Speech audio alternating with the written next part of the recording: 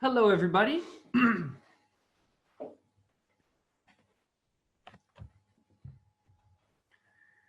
Hello.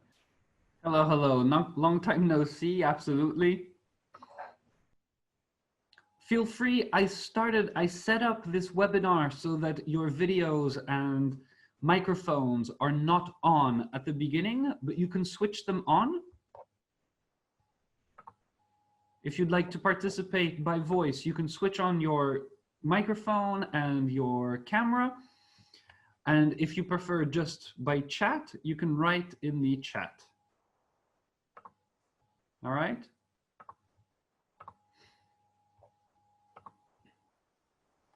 So feel free to switch on your camera, switch on your microphones if you like. If not, just write in the chat. Perfect. Perfect. So in today's webinar, there are a few things I want to do. We're going to talk about, of course, the situation that's hitting all of us. We are going to talk about online teaching, and we're going to talk about good materials to use for online teaching. Maria, you write that you can't hear me. According to my computer, yes, the sound is going up. Can everybody else hear me? Ah, yes, because I saw some of you answered my questions, yes. Then Maria, I would check sound on your end. If you can't hear me, it's probably on your end. Increase the volume.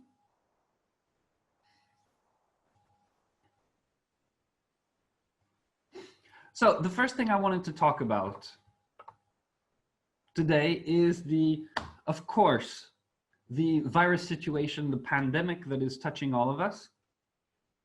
Because there are a lot of people that have questions. So I just wanted to tell you what we are doing at English Connection. Hopefully it might help you in your communication with your students to reassure people and to make sure that we get through this difficult time together. So first things first, yes, there's a pandemic at the moment, and yes, we have two very clearly different reactions that we see a lot online. There are people that panic, and there are people that joke about it as if nothing bad is going to happen. And that is worldwide. That is worldwide. At this weekend, for example, my brother who lives in England sent me a picture of, he was just walking home after work, and he sent me a picture that summarized the situation in his town very well. He lives in Bath, England. And in the picture you see one old man absolutely in regular clothes, looking at flowers outside a flower shop. So he's just buying flowers. Maybe it's a birthday or something like that. And next to him, there's a man going home from the supermarket, and he's in complete military clothes, camouflage, like literally even covering his head and everything, a big mask, and he's carrying as many shopping bags as he can, full of toilet paper and basic essentials like pasta, rice, trying to get home. There are two very different types of reactions to what is happening at the moment. We are teachers or we are school directors, things like that. We are regarded as an authority, as leaders in the community, and the way we react is very important too. So my message has been consistent to parents, students, and teachers, colleagues alike. There's one main source of information, the World Health Organization. Bloggers, journalists are people like us. They have their opinions and they spread them around, and they're important for good communication. They're important for us to know what's going on in different countries. But in terms of health recommendations, number one source of information is the World Health Organization. I'll put it in the chat. So we tell our teachers, our colleagues, parents, everybody. First source of information is the World Health Organization. They clearly outline how you can protect yourself and what the best thing to do is. But they also clearly state that it's likely that we get sick. It's likely to happen. There are measures to try to avoid that, but it might happen. If so, the second source of information is your local government. So we're based in St. Petersburg. We follow the directions of the St. Petersburg government. That is just in terms of information, what we tell our students. Our message to parents and students is always consistent. We don't know how long this is going to last. What is for sure is it's not the end of the world, and we need to continue with our education to ensure that when the crisis is over, everything goes back to normal and we haven't wasted time, we haven't lost our educational progress and everything like that. Last thing on this, what we're doing in the school to make sure that everything is okay, we're following the regulations. You can talk to your cleaning services. Our cleaning service at the school has a special system in place now to sanitize in the morning and in the evening. So they disinfect door handles, the bathrooms, everything that people touch consistently, they disinfect those things. The first thing is disinfection, regular. And the second is social distancing. We do not need to go in full quarantine until our local governments tell us we should. Quarantine is not about stopping people getting sick. It's more about controlling when people get sick. Because if everybody gets sick at the same time, doctors, hospitals don't have enough beds, which means that doctors and hospitals start having to choose who they treat and who they don't treat. So quarantines and all these things that are happening in Europe at the moment, in America, they're done not to stop people from getting sick so much as to control when. Because if everybody gets sick at the same time, our doctors and hospitals cannot help everybody. So we are not going in full quarantine. The school is open. Students and teachers can come if they're comfortable with it. What's important is social distancing. If you do come in the school and if you do teach in person, there should be at least a broom's distance between you and your student, at least a broom distance between you and your colleagues. Disinfection and social distancing, those are the best measures, and that is what is recommended by the World Health Organization. That's our message to our colleagues, our teachers, our parents, our students. And so, as you can imagine, we are moving everything online for everybody's health. So we're going to talk about that today. Are there any questions about what I've just said? Any comments? How you are dealing with the current crisis?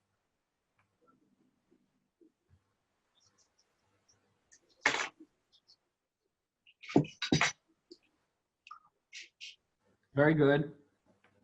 If you can, it's the first thing to do.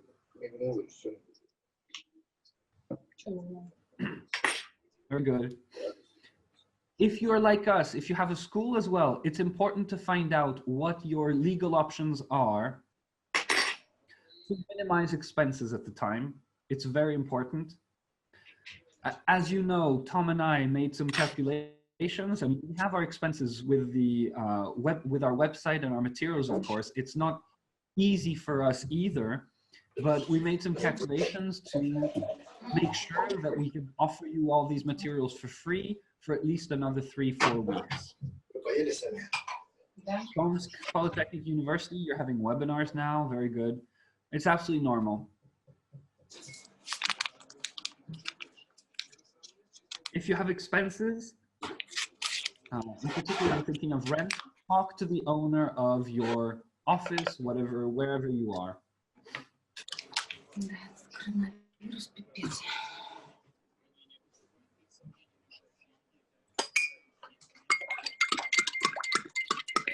I don't know. Who is drinking tea? It's very loud. Девочки, пожалуйста, выключите камеру. I don't know who it is. Someone is preparing their tea and it's very loud.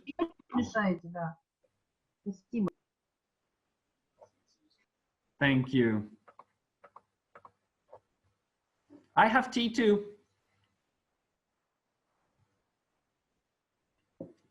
Perfect. Okay. So let's talk about, quickly talk about teaching online. I've given a few webinars over the weekend on different groups with Artem Morozov, with Kate Cannon. No, with Kate Cannon I'm planning later. Everybody's trying to offer everybody's 2 cents and help everybody teach online. So some of you I see are already teaching online on webinars. There are different tools you can use. You know that for our webinars, we use Zoom. I highly recommend it. You can download it. It's very, very convenient. I will share my screen right now to show you how it works. No, I can't share my Zoom screen.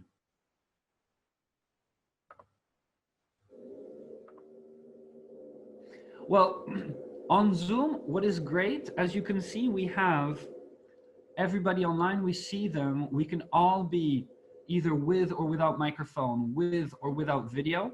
There's a chat. The 2 greatest tools on Zoom are, of course, sharing screen so that you can share activities. You know that I always do this. For example, we're going to talk about materials, so I'm going to share this screen with you. And you'll be able to follow everything I do. And students can follow projects, do exercises like this with sharing screen. They also have a whiteboard. There we go. That's the whiteboard. So I can choose to write here. And you should all see this, right? I can draw. It's like a whiteboard that I have behind me, just online. Okay? There are different options. You can draw different kind of things. There's a simple очистить. There we go. I can also save a board because this board, as you can see, this board is very important. So I want to save it. I click on save. It's saved. Ta-da-da-da. All right. So Zoom, share screen, whiteboard, and finally, on the bottom, you should see 3 extra dots. Подробнее. I have it in Russian. In there are what are called break rooms. It means that you can divide participants in little rooms where it's like making mini groups. So you're putting students in small groups and they will only hear and talk between themselves until you stop the break room and get everybody back to classwork. So that is very useful for Zoom. The second tool I really like is Google Meet.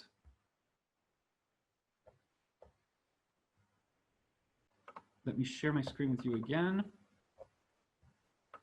So look, if you're using Google, like Gmail, if you have a Gmail account, you will be able to use Google Meet.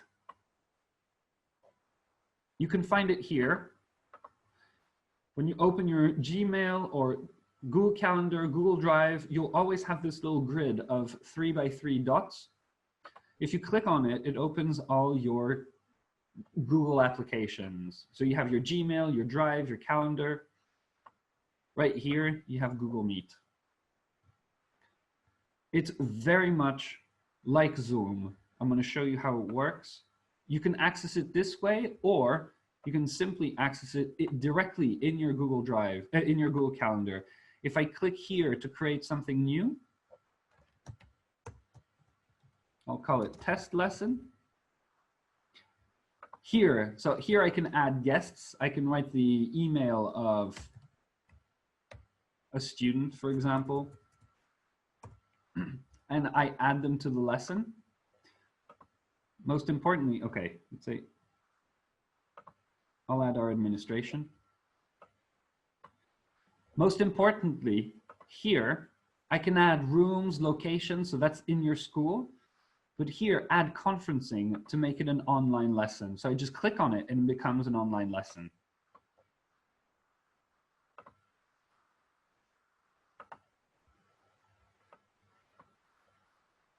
Clear?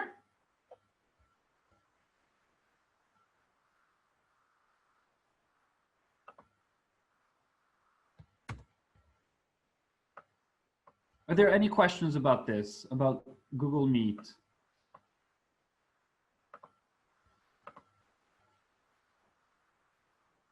No?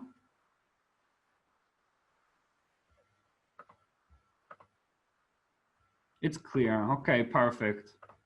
I just want to show you one cool feature about Google Meet before we talk about projects. Google Classroom as well. So, good question. In Google Meet, there are no break rooms. Camera failed. Probably because I'm already using the camera for Zoom. So, camera is off because I'm already using my camera for Zoom. There are no break rooms in Google Meet. That is a disadvantage. You could not put your students in pairs in groups. But there is also an advantage to Google Meet. So look, I'm clicking joining now, I'm starting. Because I just want to show you this little feature. Once I'm in Google Meet, I have the typical features like in Zoom. Present now is share your screen, basically. But I want to show you turn on captions. There we are. Captions are turned on. You see, it's very impressive, actually. It's making live subtitles of what I'm saying. And of course, if I start speaking like a crazy, crazy lunatic, it's going to struggle and it's probably going to make big mistakes. Well, actually, it didn't. It didn't even do that. You see, it even corrects punctuation and things like that. Why do we love this? Well, there are two different ways you can give online lessons. There are two different ways you can help your students in this time of crisis. Teenagers, adults will have no problem having online lessons. Actually, quite a lot of them will be probably enthusiastic to try. It's their first lessons online. And of course, managing students online and offline is different. So the great advantage of Zoom is that it's more similar to real classroom environment because you can put your students in break rooms and they can do pair work and group work. This is much better for teenagers and adults.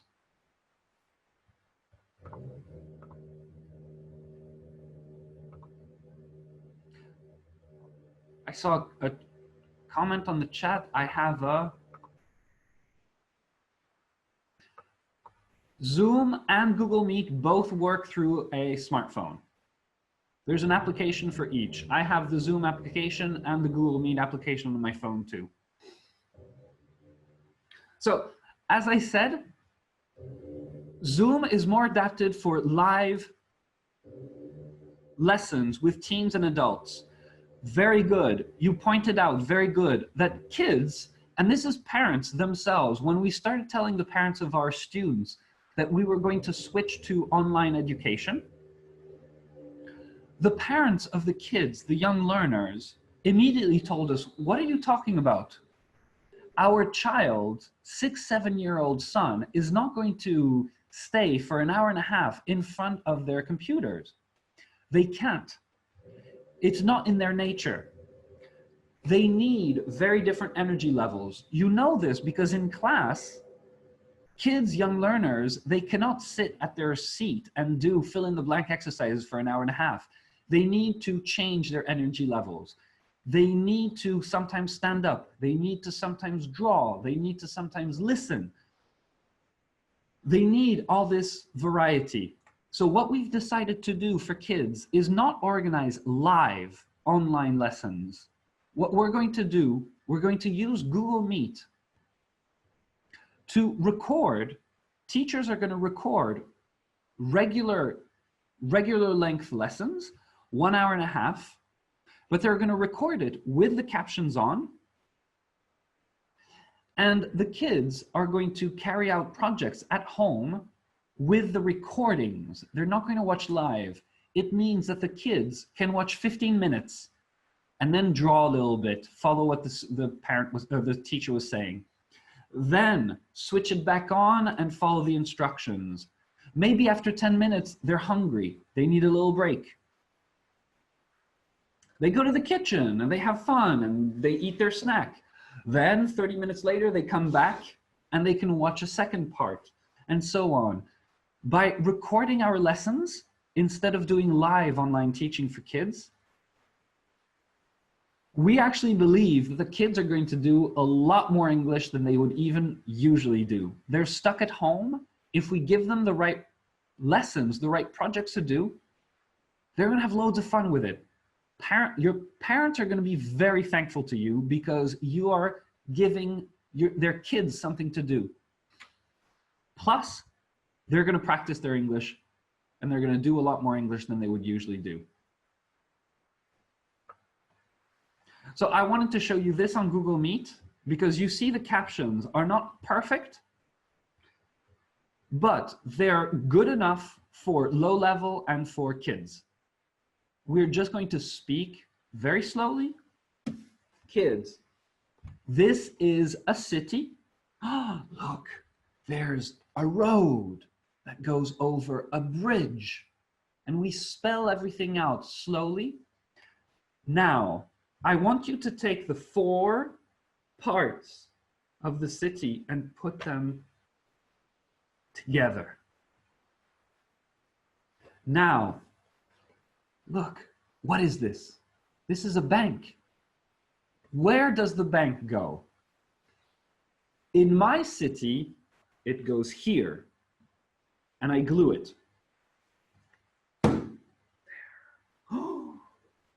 What is this now? Yes, it's a hotel. Perfect. Where does the hotel go? In my city, it goes here. I glue. Look, this is my city. Where's the bank? The bank is here. Where's my hotel? The hotel is here. And you spell things out like this in the style of a YouTube kids blogger. And you will see that the students will have great projects to do at home. They're going to color, they're going to build, they're going to make sentences in English. And that will give them great projects to do at home, and the parents of your students are going to be very happy. So, before we move on to projects, do you have any questions about Google Meet now? I'll switch it off, okay? You see this red telephone? I'm switching it off.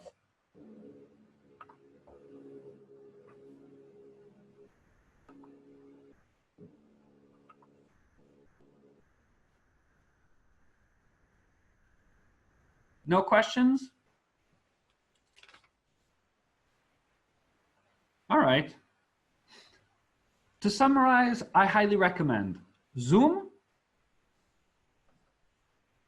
All right, Zoom for live lessons with teenagers, with adults, and Google Meet for recorded lessons with captions, with subtitles. Anastasia asks, can kids read so quickly? If you were kids right now, I would speak like this. I would be very slow. Yeah. I would spell out each activity. I would show you, and I would say slowly what you need to do. And the captions will stay. So you're absolutely right. Kids cannot read so quickly. If you need examples, I highly recommend go on YouTube for kids. Look at videos where you have kid bloggers that show projects for kids, what to do at home when. At the moment, actually, there are quite a lot of videos for activities for parents and for kids, what to do at home when you're stuck at home and you have nothing to do.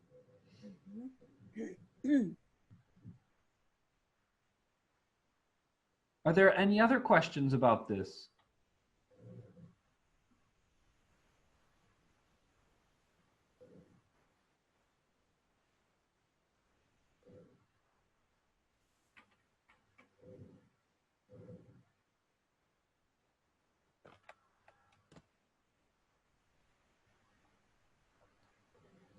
All right, perfect. So let me share my screen again. So remember this test lesson that I created? I don't want to confuse my team. I don't want them to think that maybe I cannot teach at 12 o'clock on Wednesday. So I'm going to delete it. Boom, there we go. So I've opened our website because now we want to talk about activities, have a look at real activities that we can give our students for online teaching. You're absolutely right, Nadezhda. You need to try everything yourself. I know if you've never taught online, I know it might sound and seem scary, but really, it's true, it's different classroom management, but it's just different. It's not impossible. And your good teachers, be conscious of your talents, of your skills. Your good teachers, don't worry. You need to try and you'll figure it out.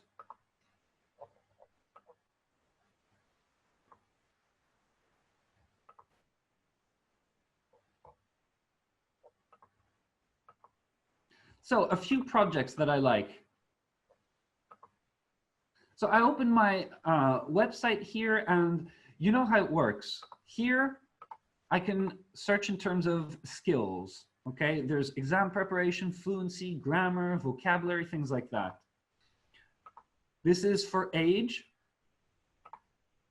There are levels of difficulty.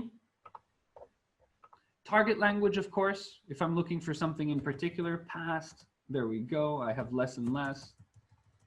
I can type in here and it filters out. Remember that our website works with tags as well. So all these things that you see appear up there are tags. If you click on them, you'll filter out. Let's say I just want teaching tips. Boom, I see teaching tips. I click on teaching tips and I will only see teaching tips. All right. If I click on it again, I lose that filter. Same thing, it works the same with level. If I click on C1, I see only C1 activities. You see C1 is clicked in every activity.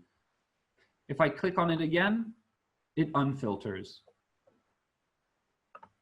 So as for anything before, we need to continue teaching all topics where we're always trying to marry accuracy and fluency, and we continue doing that. Keep checking the fluency activities. When you select fluency, you'll have loads and loads of speaking activities, plenty.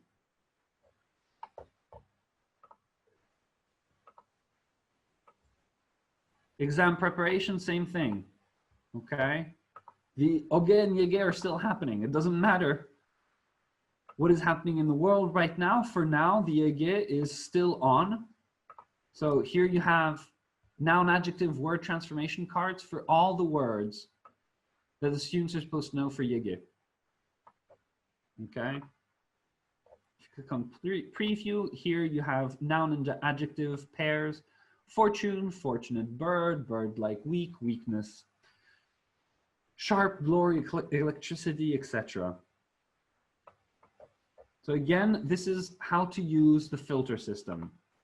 You'll easily find any activity you like for that.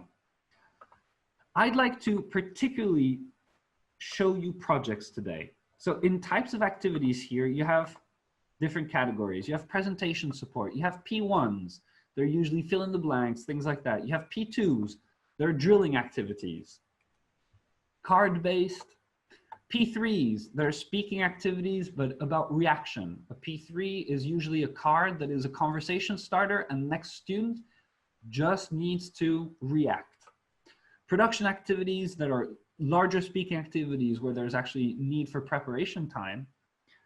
You see, we have a lot of different categories. But for online teaching, I find projects work like a charm. So let me show you, for example, so you see here, I filtered by projects. So projects are not limited by a set of vocabulary or a set of grammar rules, okay? All the projects we design are exactly those. It's project-based learning is learning through experience, through actually making something. And so in all of these projects, the main focus is on achieving a task, having a final product. And it's going to be, there are going to be a few steps to lead to the final product. I was showing you, while I was doing Google Meet, I was showing you the project Build a City, for example. There it is, it's right there. So here, Build a City. Remember, you always, most of our activities have video explanations as well. You just click on the link, it'll be on YouTube. This project, for example, the end product, of course, is that each student or each group of students has designed a city and can give directions and locations in their city. So the students all get a set of maps. 1, 2, 3, 4. And they assemble together nicely.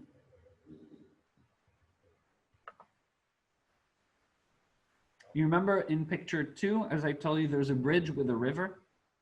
So they all assemble nicely in this way. 1, 2, 3, 4.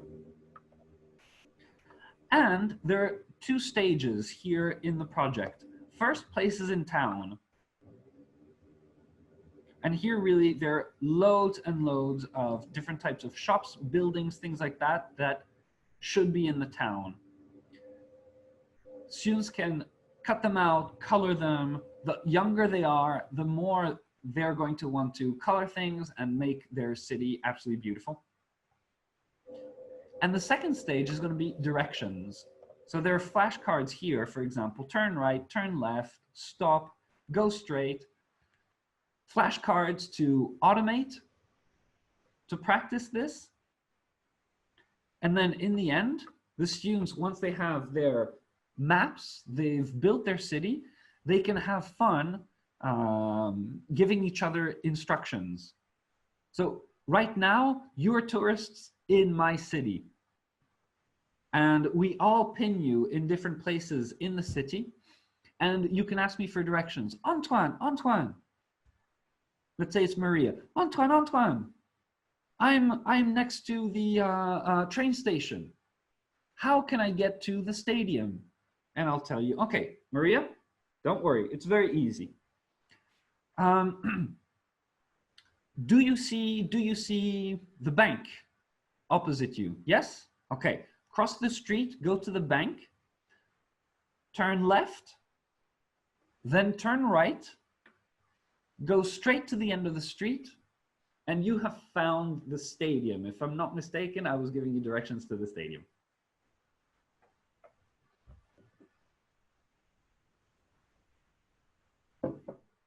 It's a very simple project, but this will last.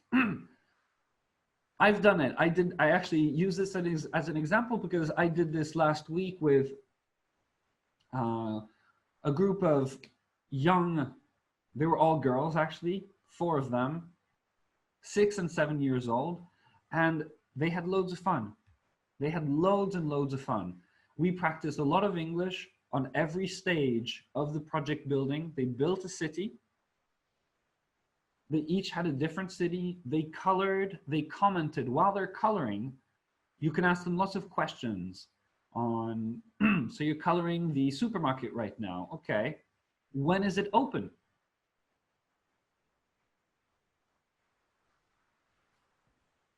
Why is it blue? One of the girls made her supermarket all blue. I said, why is it blue? Most supermarkets in St. Petersburg, for some reason, are red, I would say. Auchan, Peteorachka. Dixie is not red, but orange. So why blue? It was a lot of fun. And kids will surprise you because even though she was very young and inexperienced, she actually gave the correct reason why her supermarket was, why supermarkets are usually not blue. When we thought about it, when I asked her why her supermarket was blue and why most are red, she herself said in the end, blue is not a natural color for food. Usually blue food means it's bad. If meat is blue, going purple, it's a sign that you should not eat it. Red is a good color for food, well, for meats. So that's a project, build a city, for example. Build a monster. It's right next to it, build a monster. End product, they're gonna have a monster. I like this a lot. So students, we send the materials by email or in the chat because students need these materials in person. They need to print these at home. And you'll see that they'll have different sets of bodies, different sets of arms, heads, things like that. And here we have cards. So one card is one monster. So you're gonna actually ask the students, okay, monster 1, demonstration card.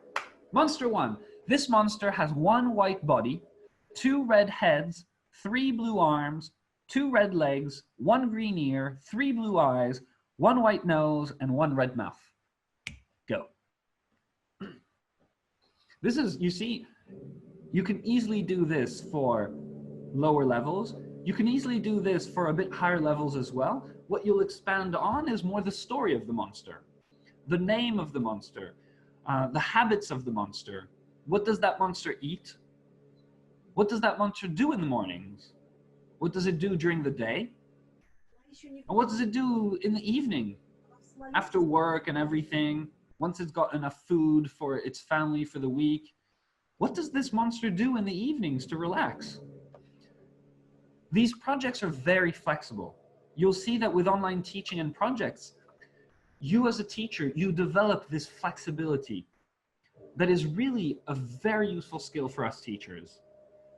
You take a project and you think about what language you're trying to review or you're trying to teach your students, and you make it fit with the project. You can go into more complex grammar as well, telling a story. This monster, what was its childhood like?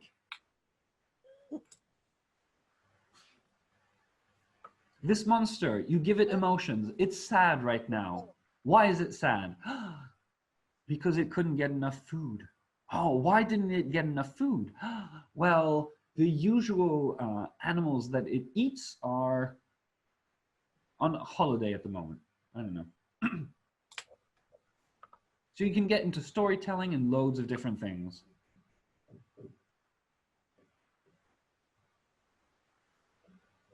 You see, you have plenty of projects like these.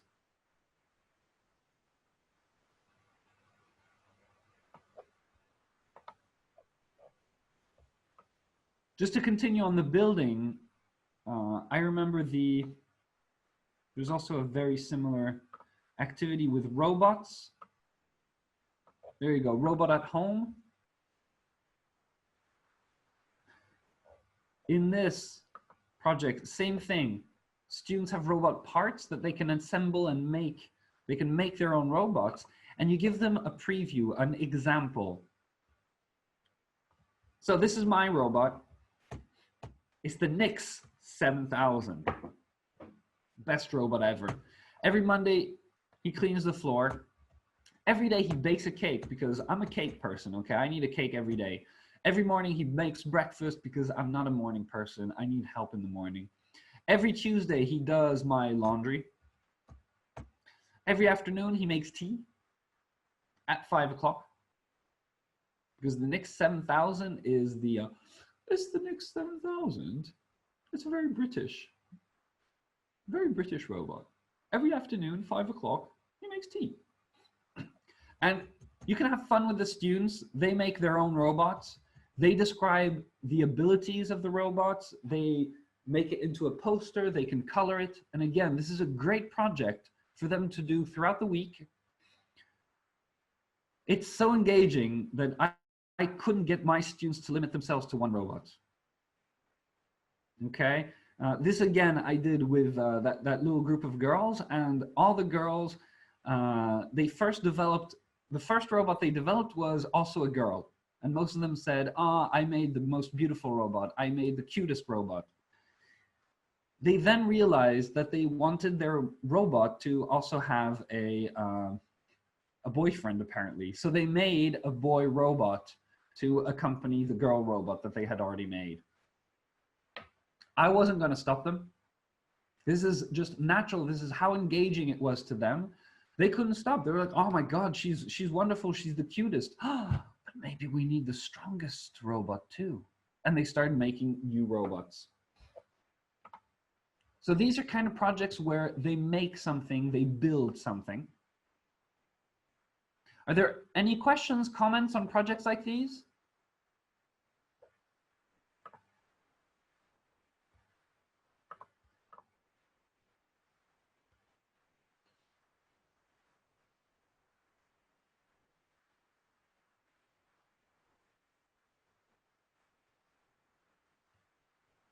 If you've already used the robots, perfect. What do you mean, but why? Why do girls make girl robots first?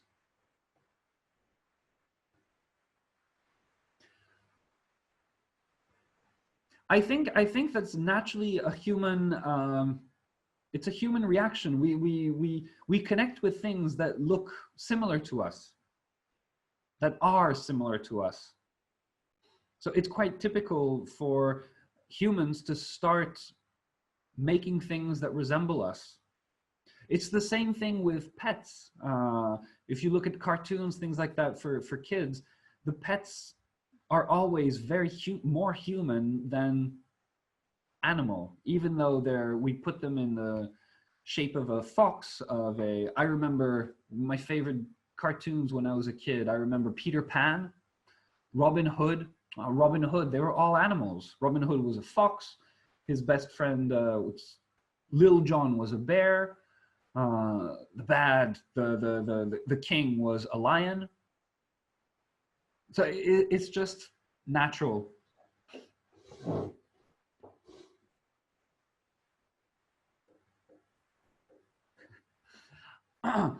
We don't know how long the pandemic is going to last, so I want to say yes. For now, I want to say yes. There are enough projects to cover the whole period. You shouldn't have any trouble finding enough projects here. Now, again, we don't know how long it's going to last, so at the moment with Tom, we've decided to focus our material development on projects. We're going to, over the next few weeks, we're going to make even more projects. And as usual, you know our website, we see it as a kind of live teacher's book. Instead of having a paper teacher's book associated to every student's book, I don't understand this. It's the 21st century. We should have an online teacher's book that is always updated. Because when you buy a teacher's book of one book, well, those activities were designed a few years ago and they quickly become outdated. What if we need new things? Maybe teachers had good ideas since the teacher's book was developed, but because it's a book, we can't update it. That's the whole point of a website. Every week, Tom and I add new activities. So in the coming weeks, we're going to focus on projects.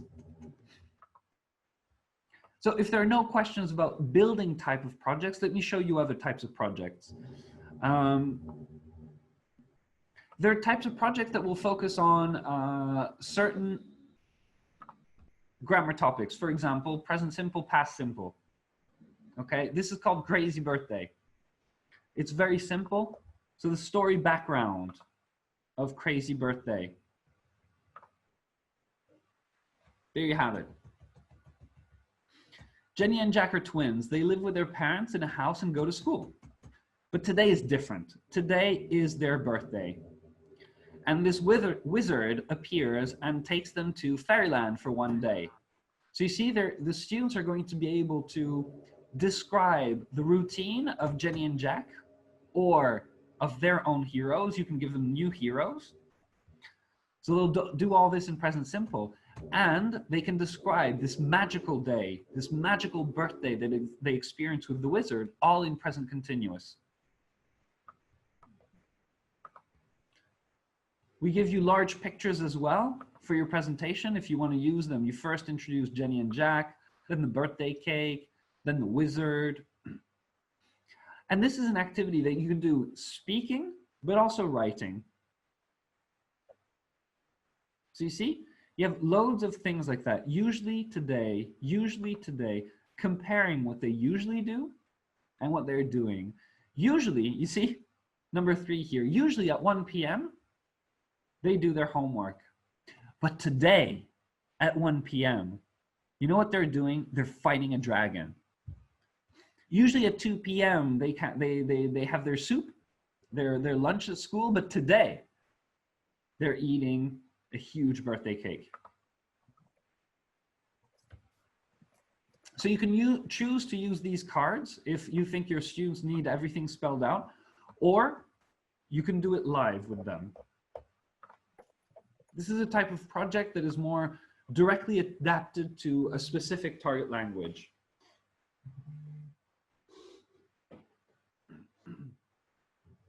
It was this, Crazy Birthday, present simple, present continuous.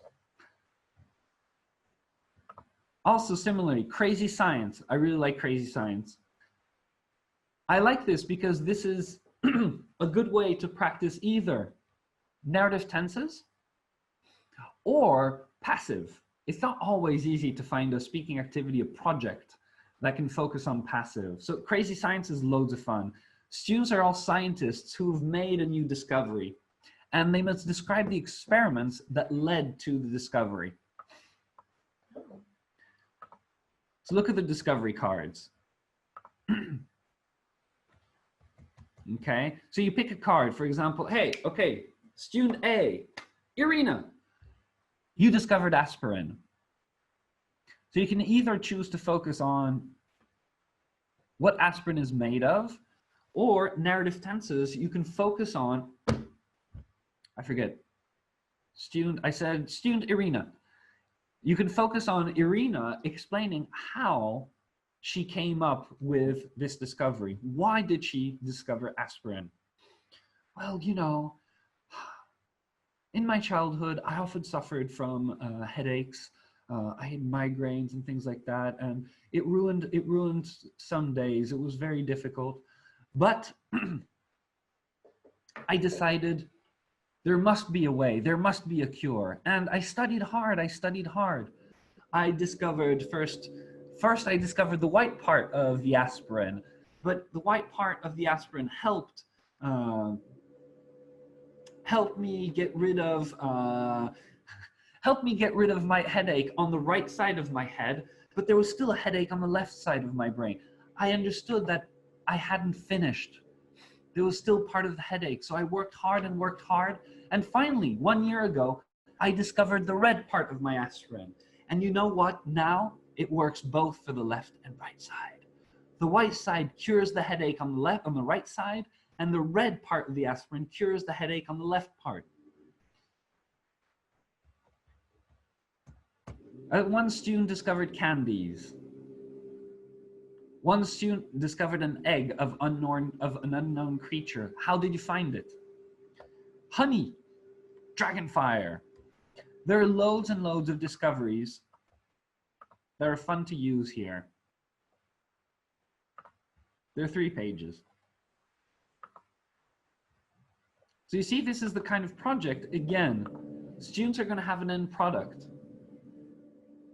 And you can come up with follow-up activities for that. What I like doing with Crazy Science is collecting. So first, students present their discoveries, what the discoveries do and how they got there.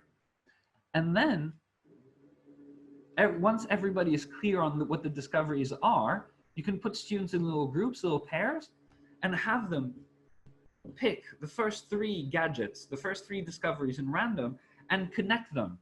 Try to make a story how these 3 helped you on Tuesday, for example. So this is called Crazy Science. There's something similar with Enchanted Forest, Ghoster. Improve the Invention is another project. Again, it's similar.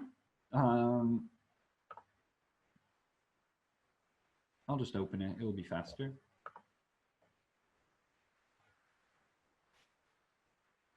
It's very similar again. So you'll have a brochure to explain to the students. This is the Crazy Inventions convention. And you have an example. This is my lamp. It answers the phone, it heats up my soup, it makes tea, it's got a camera, it dries socks. Very important here. In St. Petersburg, it rains all the time.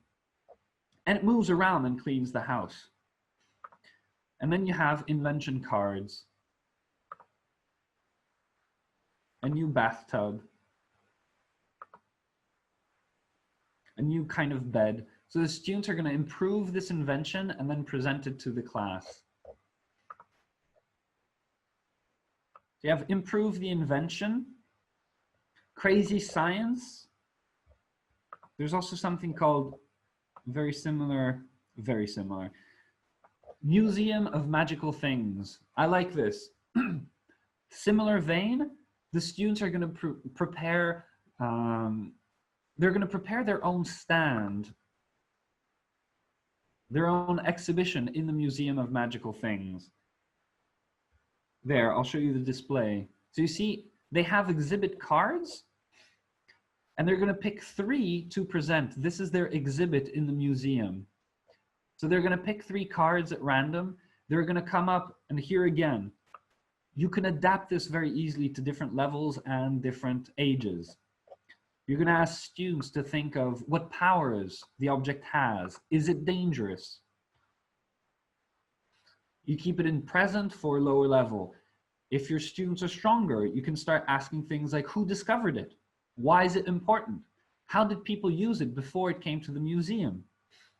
Why was it jinxed? So really, you adapt the questions, students prepare their displays, their exhibits, and then they present it to each other. Students can take turns being museum guides and tourists. That was Museum of Magical Things. Are there any questions on those projects that I've just shown you?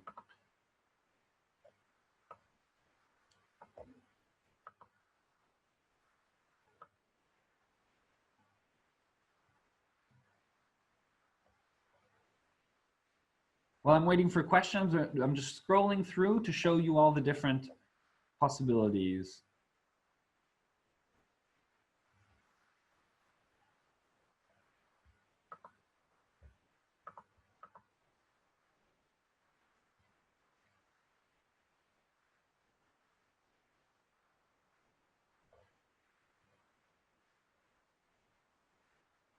Perfect. Invention, convention. I'm not surprised.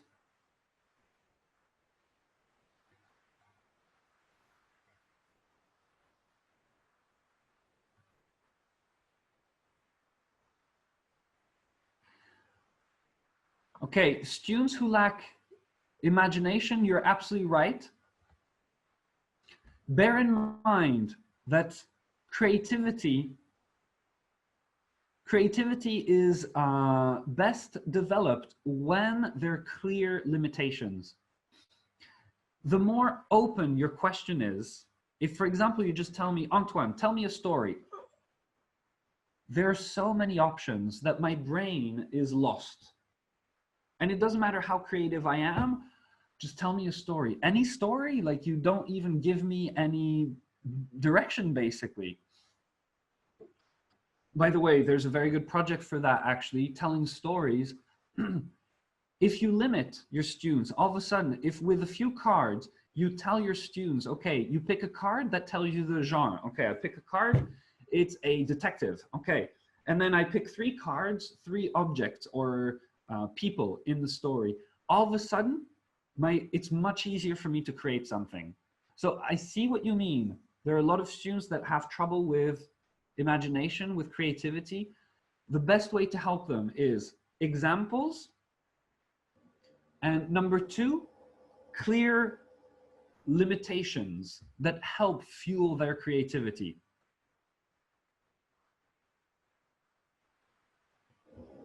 Perfect. Implying language is very good. Now, low-level projects, starters. As I said, I think the first one I showed you was very good for low level. You can build a city, build a monster, build a robot. Those activities, you can really just do them only focusing on vocabulary. Remember, build a monster, you're literally just telling students, this monster has 3 blue eyes. It has 2 green heads. You can very much limit that to very low level. Crazy birthday is not too hard. Present simple, present continuous. Oh, let me show you another example for very low level.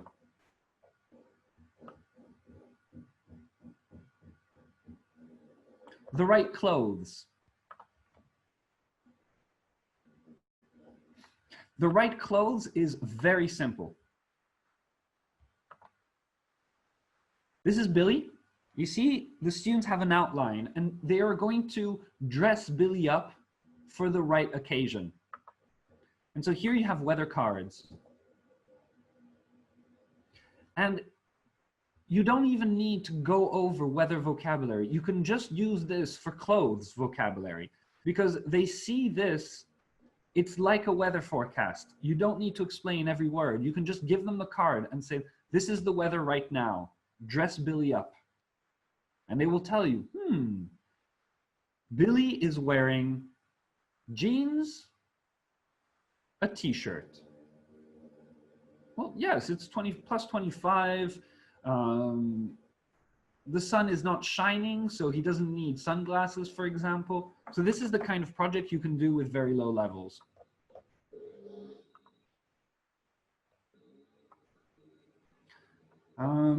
Let me show you also a project that you can do with any level. I love this one. It's called The Life of Roy. The Life of Roy is great. It's awesome. It's simply inspired by a video game and a cartoon. So Roy is a character, and this is present Roy. And you get students to draw present Roy. Is he smiling or not? And things like that. They might color him up. And you ask, you have step-by-step instructions here. And you ask, you introduce Roy. How old is he? What does he like to do in his free time? What does he do every day? What is he doing right now? And then what you do is you play time traveler. Now let's imagine present Roy can go visit past Roy right now. Bam! And there you have past Roy. Again, the students complete past Roy, draw a little bit color a little bit. If they're kids, it's a good time for them. They need that little break. And then the students are going to answer similar questions, but about past Roy. How old was he in this picture? What did he like to do in his free time? What did he do every day? And what was he doing right now in that picture? And same thing with Roy's future. This Life of Roy project is, honestly, I love it so much because you can adapt it to any level. I mean, you can go deep into past habits, future habits. You can focus on future perfect, future continuous, even for future Roy. Or you can just focus on past simple, present simple, future simple, talking about habits. And this is an easy project that you can really implement with any age level. Believe me, adults are going to have a lot of fun with the present, past, and future Roy. They're going to come up with very creative ideas.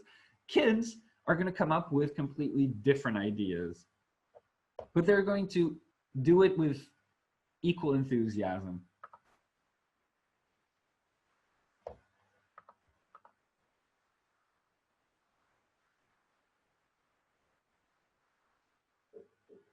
Roy can have a completely different name. You're absolutely right.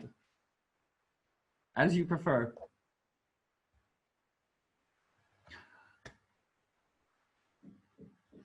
I'm so sorry. I'm going to have to go now. If there are any other questions, you can always email me, okay? Remember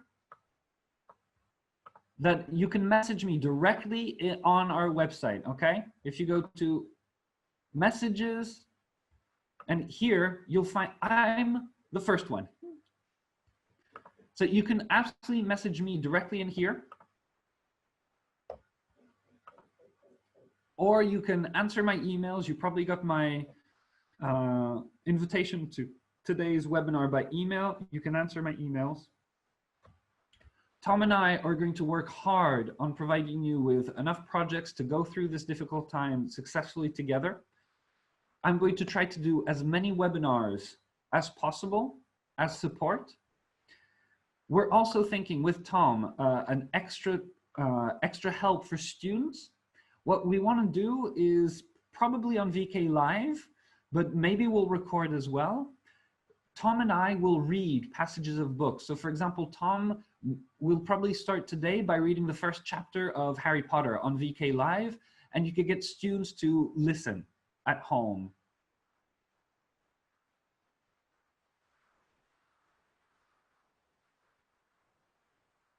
You're absolutely welcome. Thank you very much for the kind words.